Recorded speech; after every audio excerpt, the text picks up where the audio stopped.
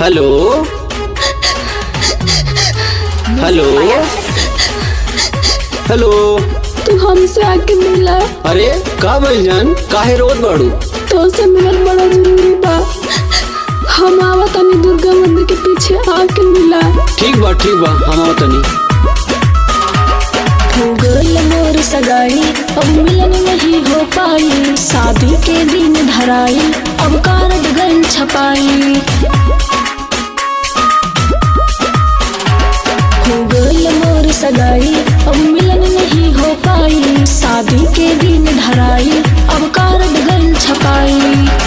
हथवा में मेहंदी रचावे से पहले, हथवा में मेहंदी रचावे से पहले दे दिया माहौर ससुरा जाई से पहले, दे दिया माहौर ससुरा जाए से पहले।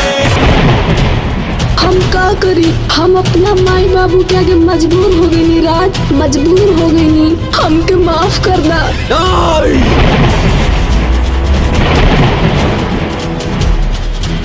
तू प्यार अपना माई बाबूजी से पूछ के कहियो ना मुस्कान, ना ही ना हो सकेला, ना हो सकेला।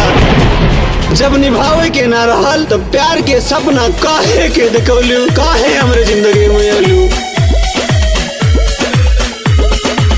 माई बाबूजी के आगे मजबूर बानी, घुट घुट के बोला कि अब कैसे रानी। माई बाबूजी के आगे मजबूर बानी, घुट घुट के बोला कि अब कैसे रानी।